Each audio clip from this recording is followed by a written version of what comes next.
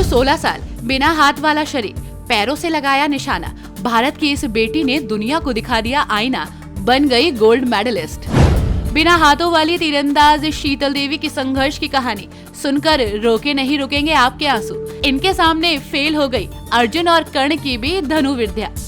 पूरी दुनिया ने देखा भारत की इस बेटी का कमाल। चीन, अमेरिका और रूस के राष्ट्र अध्यक्षों ने भी इसके चरणों में झुका दिया शीश।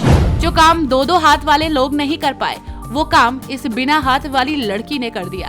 तारीफ करते हुए नहीं थक रहे हैं मोदी। जब मन में दृढ़ संकल्प हो तो बड़ी से बड़ी समस्या भी आपके मार्ग की बाधा नहीं बन सकती। जरा आप कल्पना करके देखिए कि बिना हाथों के कोई कैसे तीरंदाजी कर सकता है, लेकिन बिना हाथों वाली इस 16 साल की लड़की ने आज पूरी दुनिया को अपने कदमों में झुका दिया है। पूरी दुनिया इस प्रतियोगिता को अपनी टीवी स्क्रीन पर लाइव देख रही थी। एक से बढ़कर एक तीरंदाज अपने हाथों का कमाल दिखाकर निशाना साध रहे थे, पर वो भी कामयाब नहीं हो सके। जैसे ही बिना हाथों वाली इस 16 साल की लड़की ने अपने पैरों में धनुष बांध लिया तो लोगों के होश उड़ गए। हम आपको शीतल देवी के अचूक निशाने के बारे में बताएंगे, जिसने दुनिया के छक्के छुड़ा दिए। लेकिन उससे पहले आप जान लीजिए शीतल देवी के संघर्ष की वो भरी दास्तां, जिसे सुनकर आपकी आंखों से आंसू नहीं रोके रुकेंगे। तीरंदाजी एक ऐसा खेल है जिसमें कौशल, सटीकता, दूरदर्शिता, एकाग्रता और अच्छे नियंत्रण की जरूरत होती है।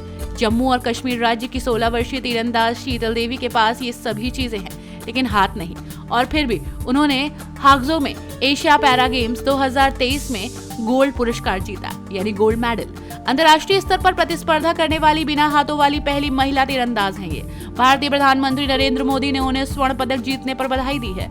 आगे बढ़ने से पहले वो सुन लीजिए जो शीतल ने गोल्ड मेडल जीतने के बाद कहा।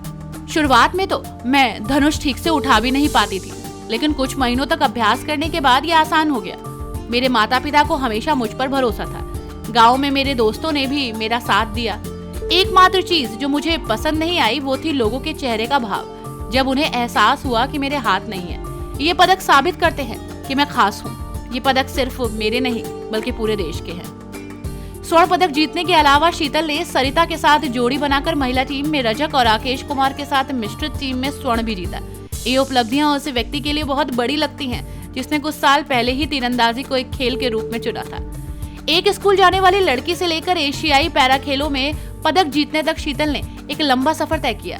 अपनी क्षमताओं से अनजान शीतल को मूल्यांकन के आधार पर ऊपरी शरीर से संबंधित खेलों को अपनाने का सुझाव दिया गया, जिसमें तीरंदाजी और तैराकी शामिल थे।